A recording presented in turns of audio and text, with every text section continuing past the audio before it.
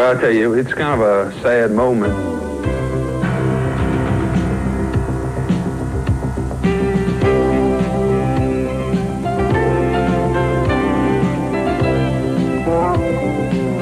Winning the NCAA championship is probably the finest thing that's ever happened to me since having a wife and a family and a mother and a father.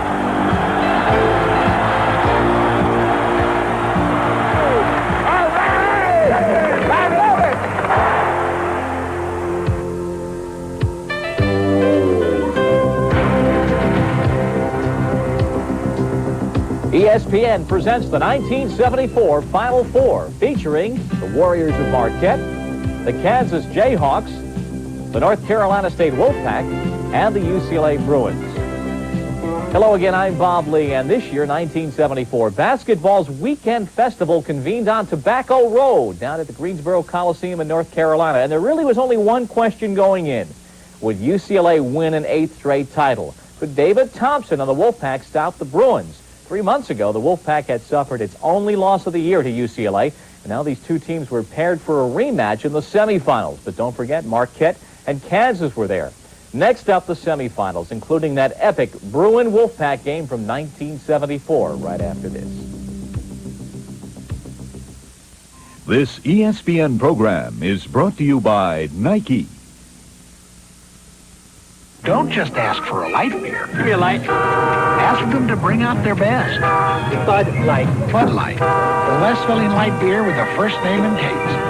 As everything else The tiny car. is just a light. The upset of the... Both coaches tried to settle their team's nerves.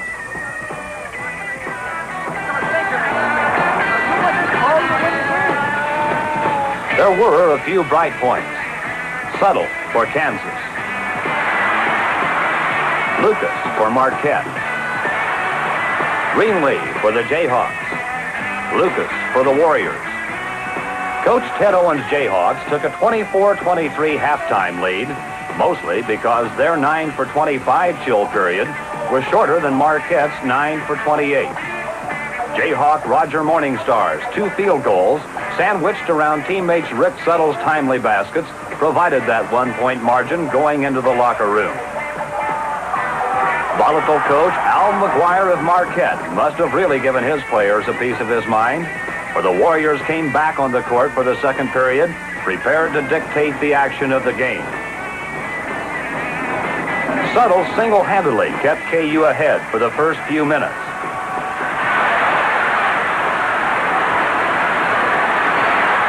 But Lloyd Walton's steal off Tom Cavisto gave Marquette a go-ahead layup, 30-29. Marcus Washington looped in a key jumper.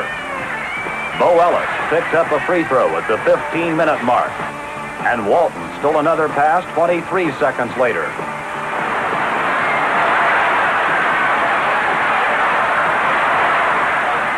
The Jayhawks seemed to be losing their poise. Coach Owens tried to fire them up, but it was to no avail. Shoot it. All right, let's go. Marcus Washington's 13 second-half points, combined with a 24-18 Marquette rebounding advantage and 9 Kansas turnovers, was the story of the second half. Coach McGuire concentrated on keeping fresh defensive men on Jayhawk guard Tom Cavisto. Keep a lot of pressure on Cavisto. He's starting to tire.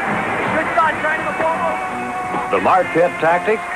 To establish a smooth but confusing rhythm and force KU to play Marquette's game. And it worked. The Warriors slowly pulled ahead and won the game going away, 64-51. Washington, Lucas, and Tatum all ended the game for Marquette in double figures, while KU's Rick Settle was high man for the game with 19 points. But the real attraction at Greensboro was now about